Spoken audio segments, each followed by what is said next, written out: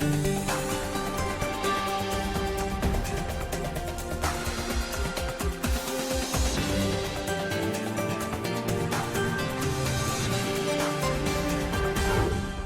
today's World Insight, relations between China and the U.S. under Biden, for better or for worse? Answers in today's series 2021 Geopolitical Hotspots and Security Issues. U.S., Japan, Australia, India cooperation in the Indo-Pacific is targeted on China. Cross-Strait ties under the war strain this year. What will it take to de-escalate tensions? And the U.S.'s Indo-Pacific strategy. Does it force India to choose between China and the U.S.? Can the two giant Asian civilizations find common ground? Engagement activities.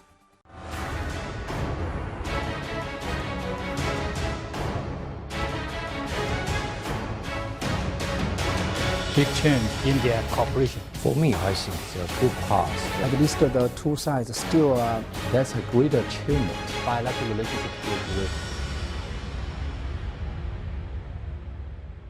Here is our host, Tian. Hello and welcome to World Insight. I'm Tian in Beijing.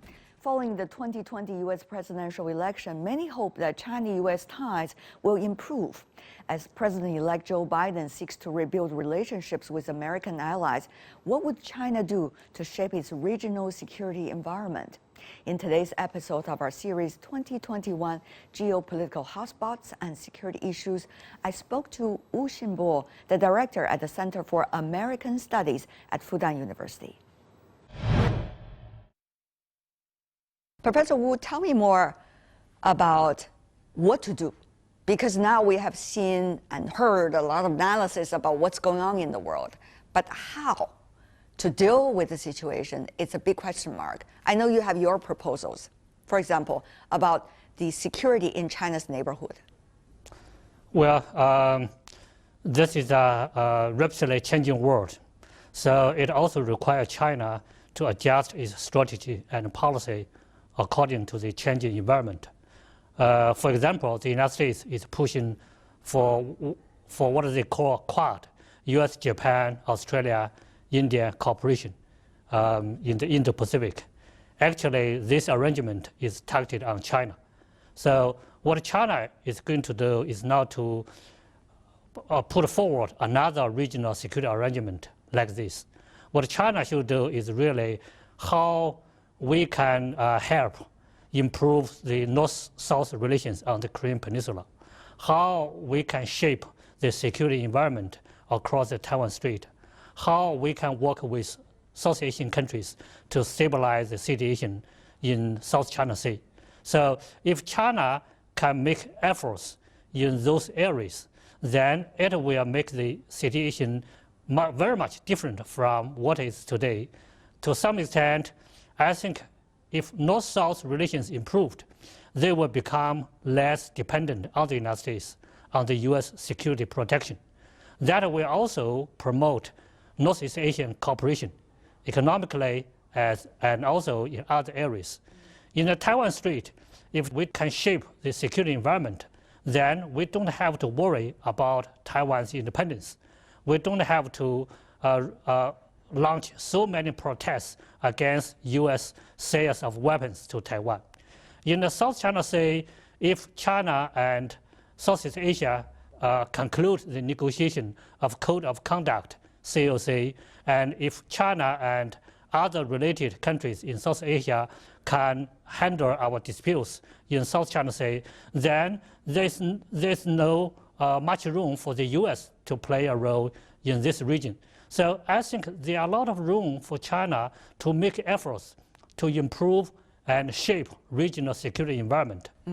Be more proactive. This is what you're advocating right now. Is there a good example that we can share right now? For example, the initial stage of actions taken by China with the ASEAN countries regarding the China's neighborhood, particularly in the South China Sea.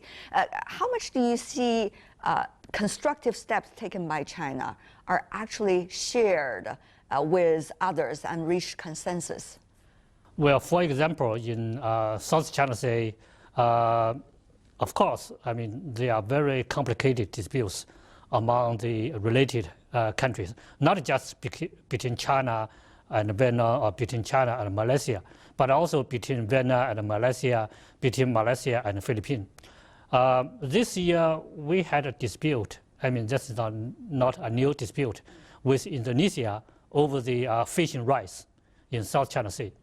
I think finally China made some pragmatic adjustment to solve this issue, or at least to manage this issue. So we succeeded in stabilizing China's relations with Indonesia while keeping the dispute under control. So in our world, whenever there's dispute between neighbors, they should have a big picture about the overall relationship. If they always remember the big picture of this relationship, then they can find a way to manage, if not to solve, their disputes. I think China has many experiences, successful experiences in this regard. And in the future, I think China can do more along with its neighbors. Some were suspecting whether the incoming administration of Biden might be exercising some kind of a divided multilateralism, meaning that there might be groups of countries, the so-called coalition of the willing, that are looking at China through political or ideological lenses, or look at China as the threat for their future, and therefore take actions and initiatives against China. Now, Professor Wu, the other areas is how is China going to interact with these kinds of phenomena if they arise? Will China look at itself mainly, or will China, as you advocated, look at the region's overall interests and the bigger future? That is another part of the question. So it takes a lot of interactions and tangling of the two factors and see what is likely to be the result. What is your judgment and assessment of both sides of this question? Well, you put forward a very interesting observation. That is an important change in U.S. attitude towards globalization.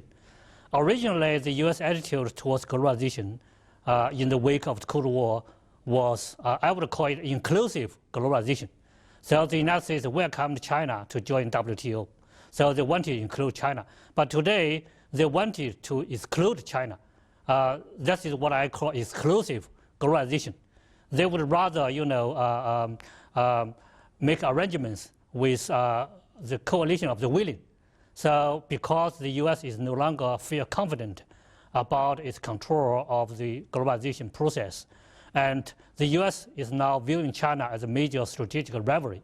So it doesn't want to play with China on the same ground. What China should do, I think one, China should continue to promote inclusive globalization. We should reach out to Japan, to Korea, to Europe, to Africa, to everybody who wants to join us. So recently, I think China has making efforts to conclude the China-EU BIT negotiation. That is important to promote inclusive globalization.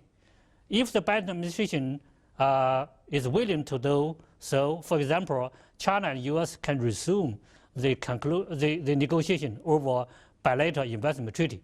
So that is China's basic attitude. At the same time, I think China should open wider its market, because this year China is very likely to replace the United States as the largest consumer market in the world. So China's domestic market should play a role as public good to the world. So if we open wider our domestic market, you don't have to worry that other countries don't want to enter this market. So if the United States want to exclude China, other countries, they just want to embrace China. And finally, I think China should also push forward more FTA, BRT arrangements bilaterally and regionally. For example, on my mind, the next stage is whether we can conclude China-Japan ROK trilateral FTA, or China can pursue China-Japan bilateral FTA, and also many other sub-regional and regional arrangements. So even if the United States wants to exclude China from the world economy, China's efforts will preempt it from succeeding. What if other countries are taking a wait-and-see attitude when the U.S. administration just comes into power? And what would that mean for China? Even though efforts are being made, you might not necessarily get a very positive response, at least in the short term. Well, maybe on the security issue, some countries, they want to wait and see what the Biden administration will do in relation with China. But on the economic front, they will never wait when opportunities arise, because even for the U.S. allies like Japan and European countries, they are always competitors. So whenever there's opportunity, they just compete and they jump to it. They don't want to wait for the U.S. to catch up. So I don't think there is much opportunity for the U.S. to catch up with if they do not handle relations with China well.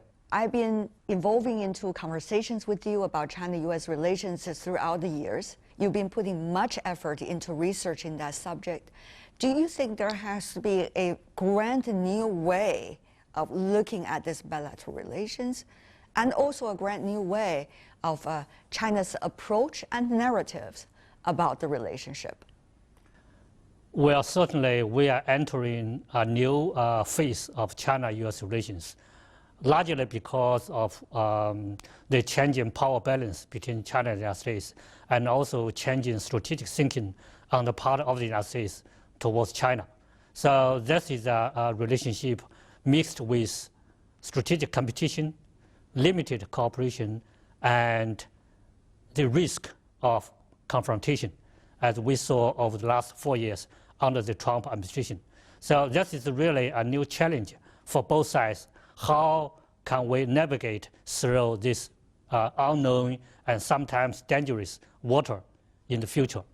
Now, if China is going to come up with a new narrative or approach to this relationship, I think the first and foremost is that we should give up the illusion about U.S.-China relations returning to the past.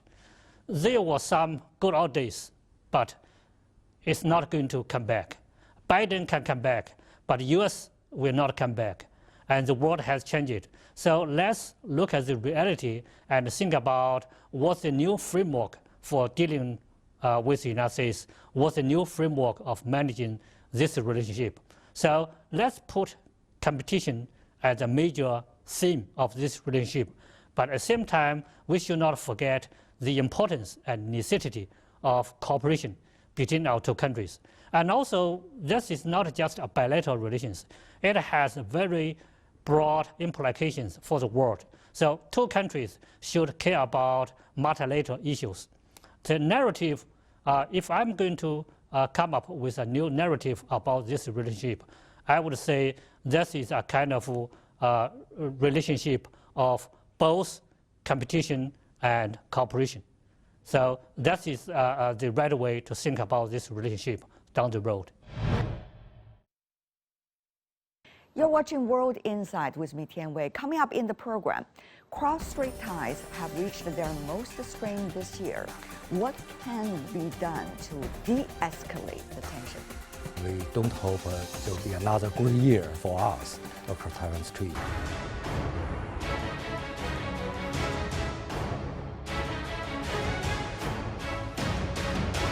Big change in their cooperation. For me, I think it's a good path. At least the two sides still That's a great achievement. Bilateral relationship is great.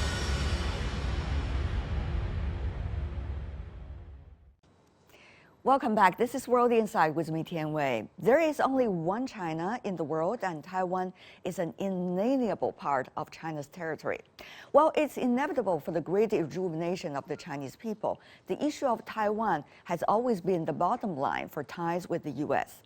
Increasingly complex geopolitics in the Asia-Pacific region, how to deal with uncertain issue for the year 2021. For answers, we talked to Yang Mingjie, the director of the Institute of Taiwan Studies at the Chinese Academy of Social Sciences. Professor Yang, welcome to CGTN. A lot of the experts I've been talking to have been reflecting about how turbulent a year it has been, but many suggest the coming year might not be better. Professor Yang, from your perspective, doing research on cross-strait relations and the Taiwan issue, what is your assessment? For me, I think there are two paths for Taiwan issues. One may be negative.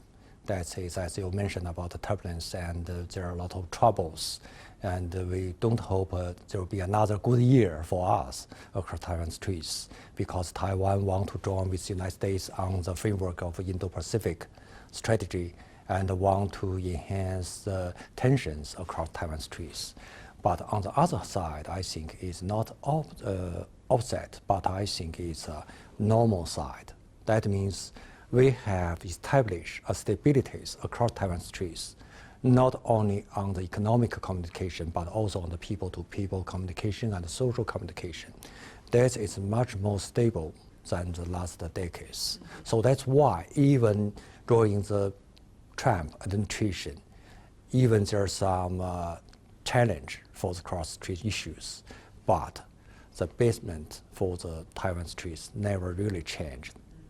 Let's talk about the nearest term, the change of administration inside the United States. Earlier, we see the Trump administration played with the Taiwan card a lot. Now, during this transition between two administrations, do you see much danger? Some danger, but not so dangerous. Danger is that I don't think the next president of the United States don't want to give up the Taiwan cards. But I'm not so, how to say, worry about the dangers. Is that because, according to some statement or some maybe arguments from the national security team of the new president, they want to focus the Taiwan Strait issues on the so-called ambiguous policy. They don't want to touch the red line or the bottom line. They want to make some constraint about the policy. That maybe give some rooms for mainland China and the United States to deal with that issues.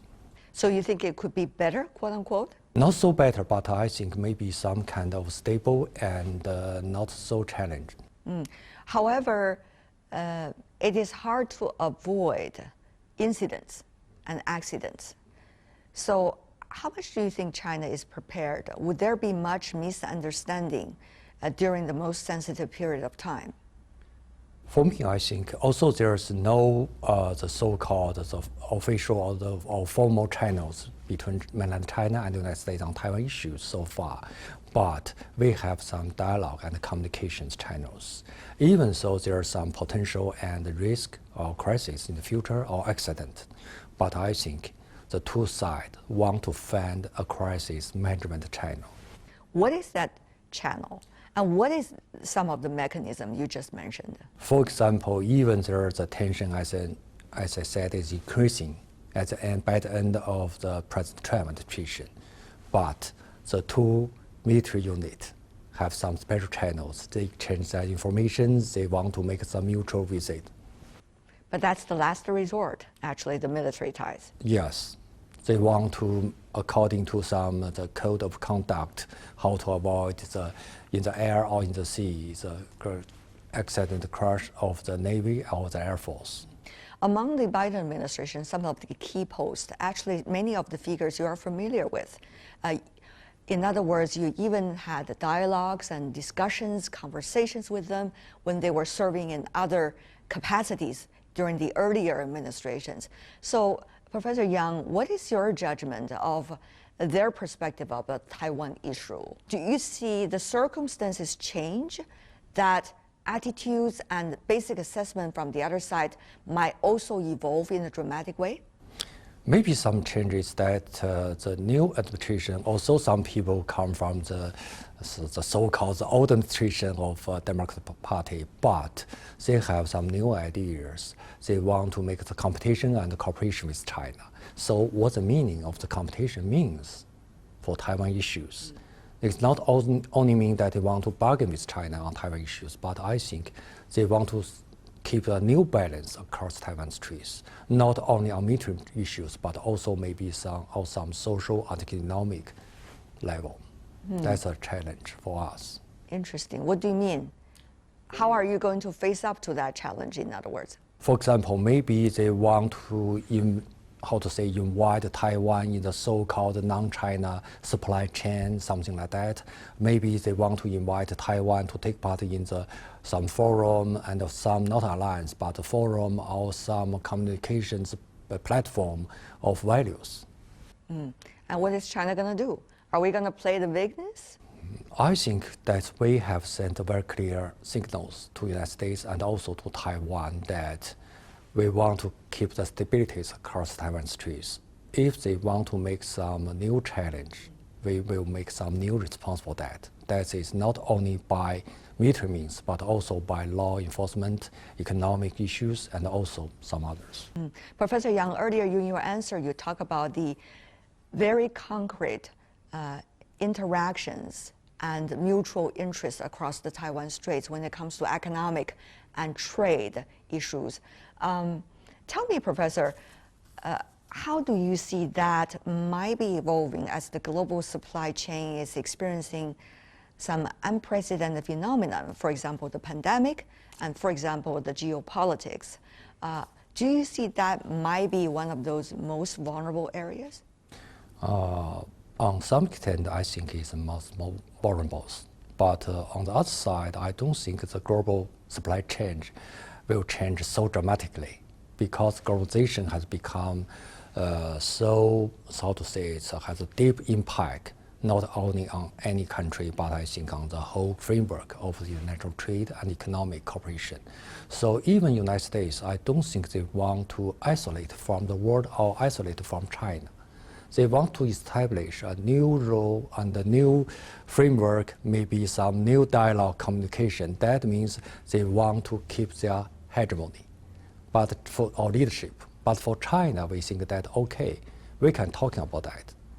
Talking about that CPTPP or something like that, even reform of WTO and climate change, something like that. So even climate change, I think it not only means the values, but it's economic concept. Professor Yang, the other thing is the Taiwan issue has always been one of those fired up issues in public debates in China. You see how media interacting about that topic. You also see, quite inflamed discussions about it. How much do you think a public consensus would mean for the decision-making process on the Taiwan issue?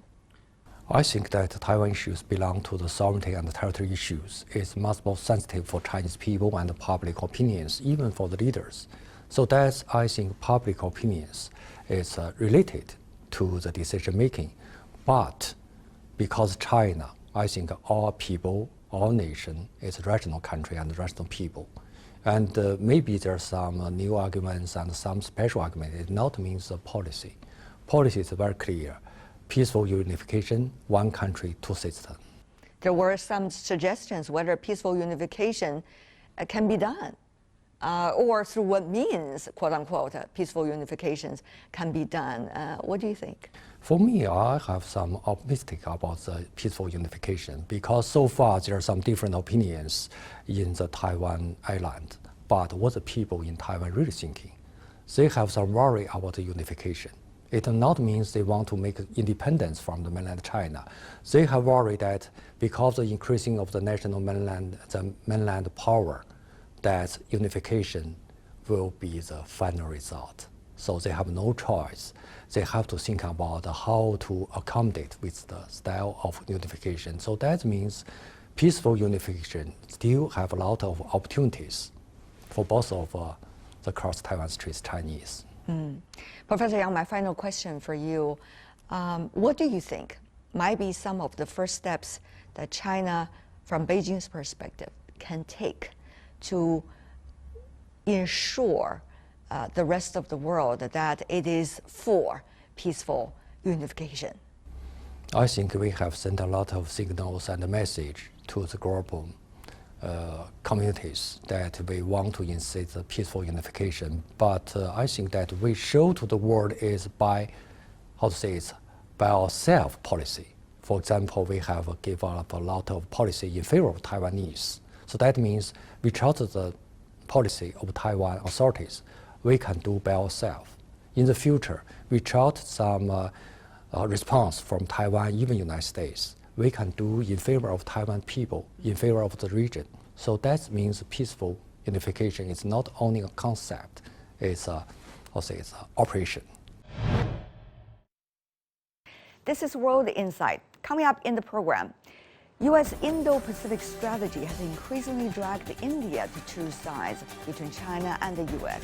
Can the two giant Asian civilizations, China and India, find common ground for the year 2021? At least the two sides still maintain engagement activity.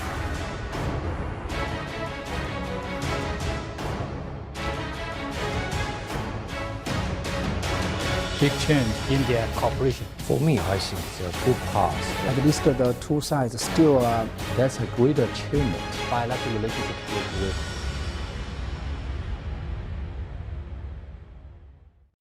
Welcome back. This is World Insight with me, Tian. India-China relations went through a hard reset for the year 2020. Two sides embroiled in a border dispute last year. India has retaliated by banning Chinese apps and putting Chinese investments under greater scrutiny. The two countries have held several rounds of talks to resolve the standoff, but no concrete breakthroughs has been achieved so far. How will the border dispute pan out in 2021? For answers, I talked to Hu Shisheng, director of the Institute for South Asian Studies at the China Institute of Contemporary International Relations. Mr. Hu, welcome to CGTN. Haven't seen you for a long time. Yet, during this process, a lot of things are happening between China and India. How much danger is there on the border? Are we going to see direct military conflict during the winter time and in the coming year? As for the direct military conflict, the possibility is not that big. At least the two sides still maintain various kinds of engagement activities, especially for me, according to my knowledge, at least 1 week, at least once, this kind of brigadier level meetings across the border.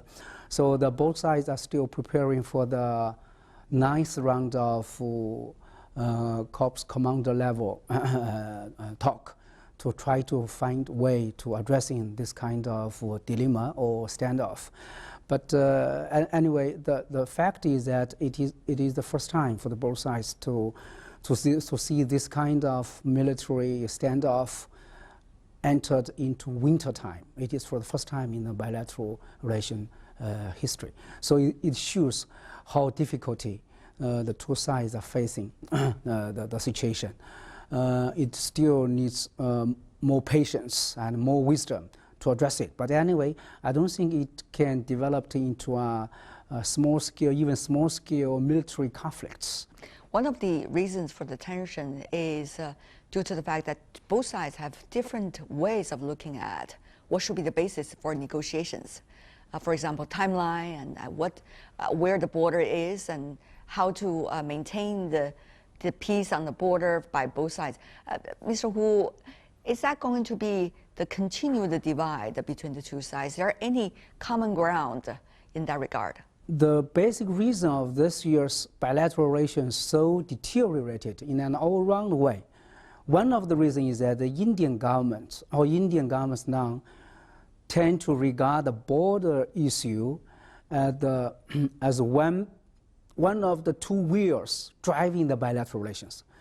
So the changing of the attitude had put the bilateral relations in a very awkward situation. Yeah, it is right that the border issue is important, but we should put it in a rational place. We should not let the overall relations to be hijacked by the border issue. Border issue is only one part of the bilateral relations. At the same time, we should create more atmosphere, more favorable atmosphere for both of us to sit down to addressing our differences. But we should not put our differences as a precondition for the normalization of the relations. Now, it's much more complicated than the border, isn't it?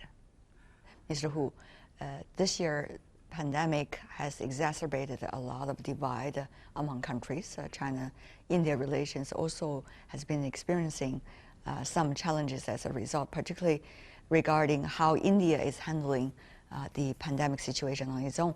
How much do you think the domestic issues that the Indian government is struggling with will have its impact on its willingness to negotiate and communicate with China on other issues?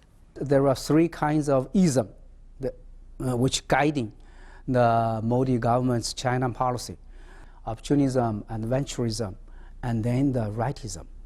So adventurism and opportunism closely related to the outside situation, especially related to both India and China's relation with U.S.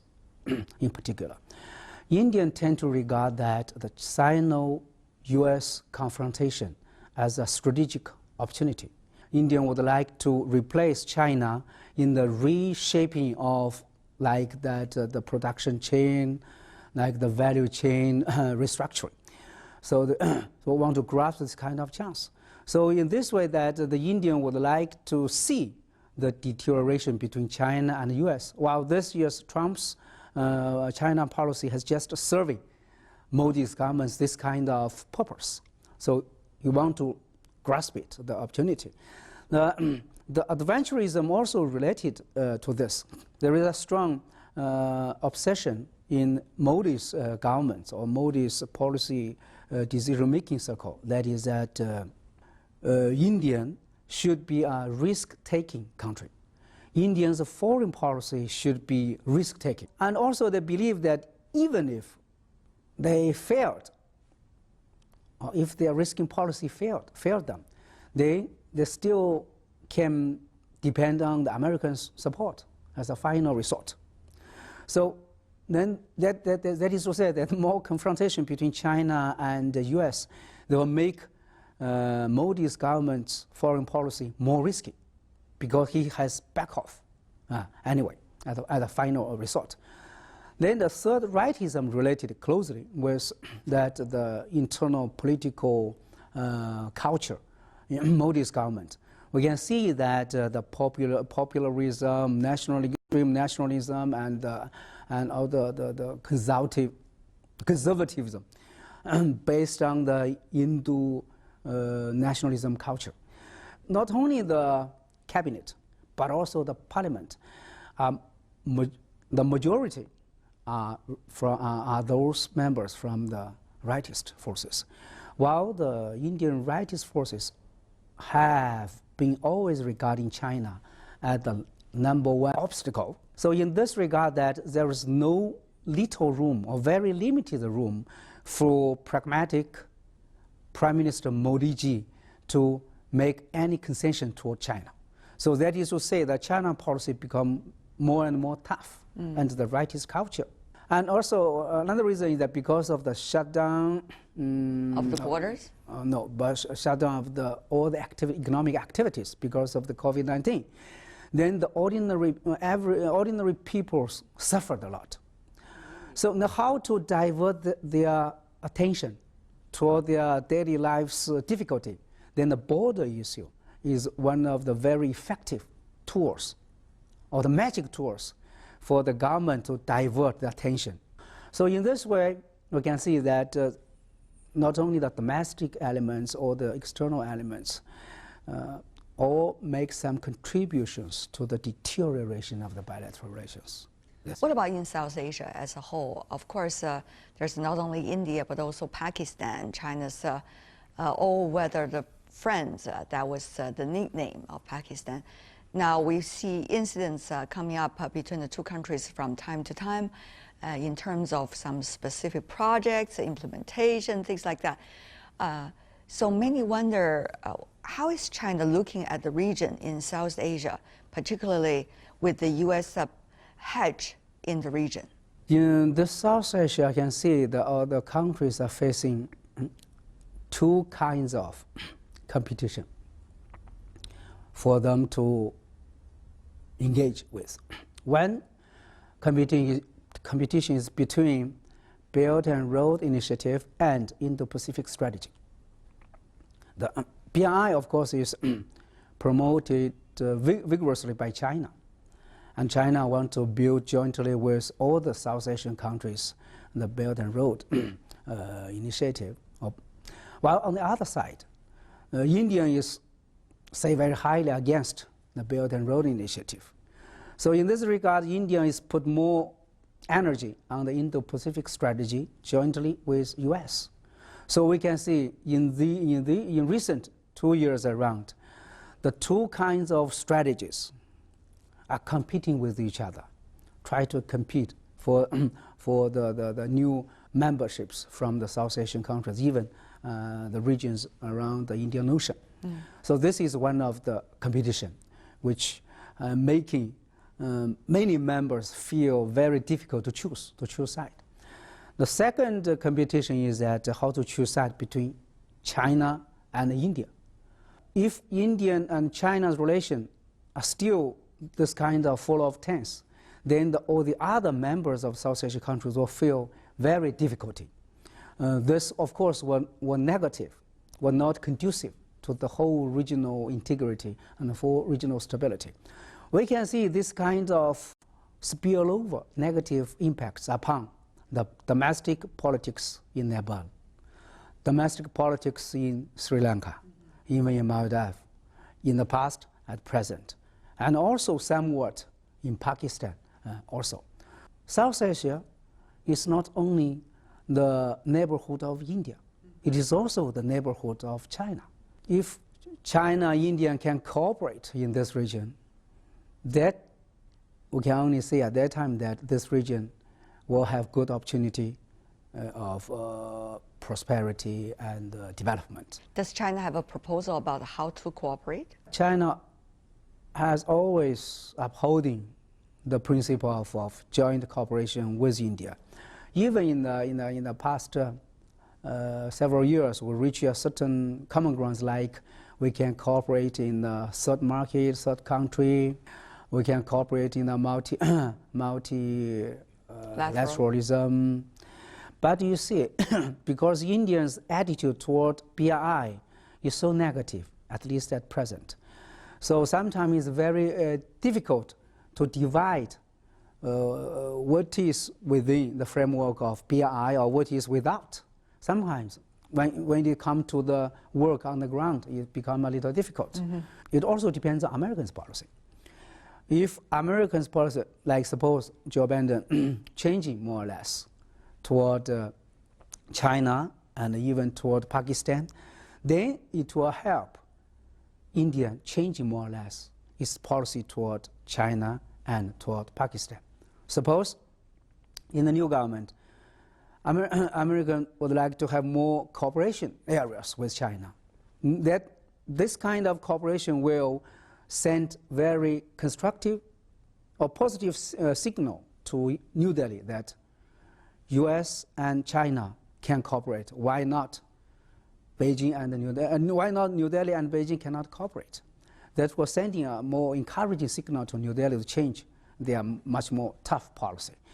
And also, if in the future Joe Biden's administration have more cooperation with Pakistan, then it will also send signals to New Delhi that corner Pakistan like this will not be productive. Then maybe it will also change, help changing New Delhi's attitude toward Islamabad, more or less. Yeah.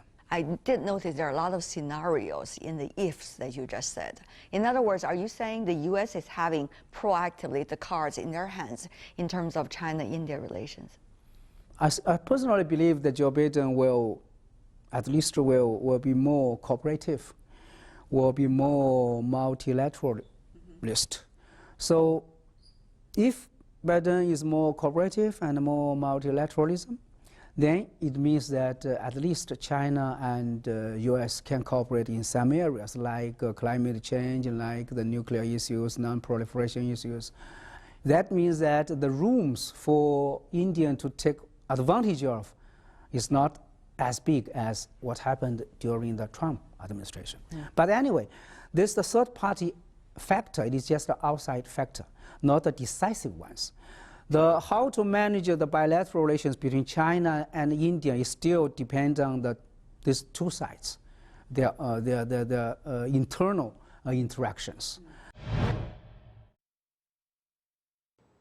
And that's all the time we have for today. Over the past 2 days, we have a series of interviews with Chinese scholars on various hotspot issues and security issues related to China and the world for the year 2021.